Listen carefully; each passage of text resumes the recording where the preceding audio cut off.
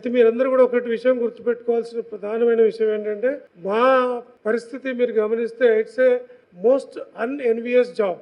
అంటే ఎవరు కూడా కావాలని కోరుకోని పరిస్థితిలో మేము ఉంటాం. ఎందుకంటే ఉదాహరణకి ఏ పోస్ట్ అయినా కూడా ఇప్పుడు సపోజ్ నేను తెలంగాణ పబ్లిక్ సర్వీస్ కమిషన్ నుండి పొల్యూషన్ కంట్రోల్ బోర్డుకి అసిస్టెంట్ సైంటిస్ట్కి నోటిఫికేషన్ ఇచ్చున్నాం. ఈ రోజుతో అయిపోతుంది. దాదాపుగా 19,000 అప్లికేషన్లు వచ్చాయి. ఉన్న పోస్టులు 20.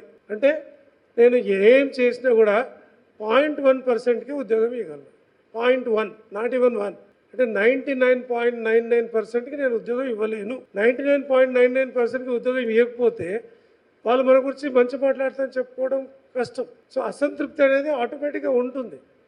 సో దాన్ని అది సహేతుకమైందా, నిర్హేతుకమైందా, అనవసర దీనిలో వస్తుంది అనేది మీరు కూడా గమనించాలి. అకారణంగా మాట్లాడే వాళ్ళని కొంత కంట్రోల్ చేసే ప్రయత్నం కూడా మీడియా కానీ సమాజం కానీ చేయాలి. ఎందుకంటే అందరికీ ఉద్యోగం ఇవ్వడం అనేది ఈ నోటిఫికేషన్ ఏ నోటిఫికేషన్ అయినా అందరికీ ఇవ్వడం సాధ్యం కాదు. ఇప్పుడు అదే నేను ఇప్పుడు ప్రిన్సిపల్ సెక్రటరీ ఎడ్యుకేషన్గా పనిచేస్తున్నాను.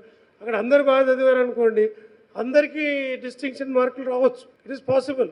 Everybody getting 90+% if everybody is writing well possible. ఇక్కడ అది సాధ్యం కాదు. ఉన్న పోస్టులు 20 కాబట్టి ఎన్ని రకాలుగా మనం ప్రయత్నం చేసినా నేను చివరికి 20 మందికే ఉద్యోగం ఇవ్వాలి. కాబట్టి కొన్ని అపోహలు కానీ బయట అసత్యాలు కానీ ప్రచారం చేసే వాళ్ళు ఉంటారు. సో దాన్ని ప్రతి ఒక్కటి మీరు సీరియస్గా అంటే సమాజం కానీ పత్రికలు కానీ దాన్ని పెద్ద ఎత్తున తీసుకోకూడదు. ఎవరు ఏం చెప్పినా అదే నిజమని నమ్మితే మన పిల్లలకి మనమే అన్యాయం చేస్తున్నాం. మనం ముఖ్యంగా గుర్తుపెట్టుకోవాల్సిన విషయం ఏంటంటే ఒక నమ్మకం, ఒక భరోసా.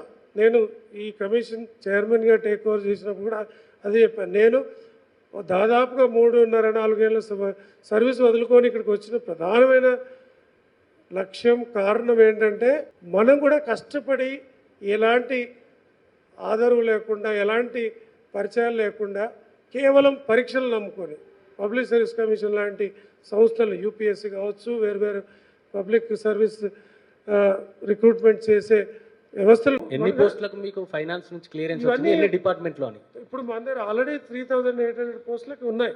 కాబట్టి అది చెప్పింది ఒక 25 రకాల పోస్టులు ఒక్కొక్క పోస్టే ఉంది. 25 రకాల పోస్టులు 2-5 లోపలనే ఉన్నాయి. సో ఇవన్నీ చూస్తున్నాం ఎట్లా చేయాలనేది. ఇప్పుడు పెద్దగా ఉండే పోస్టులు ఫారెస్ట్ బీట్ ఆఫీసర్ 1393 ఉంది. ఇప్పుడు దాన్ని ఒకసారి పెడితే 3-4 లక్షల మంది రాస్తారు. అది మల్టీ జోన్ 1 వేరు, మల్టీ జోన్ 2 వేరు పెట్టవచ్చు. అవి ఆలోచన చేస్తున్నాం. అంటే ఇప్పుడు ఇక్కడ వాళ్ళు ఇక్కడ రాయడానికి వీల్లేదు, ఏ జిల్లాకి ఆ జిల్లా రాస్తాం, అట్లా చేయొచ్చు. ఇవన్నీ కొంచెం ఆలోచన చేసుకొని ఎవరికి కూడా ఆపర్చునిటీ మిస్ కాకుండా ఎవరు రెండోసారి రాయాల్సిన అవసరం రావాలి. ఆ రకంగా చూసుకొని we will schedule it proper.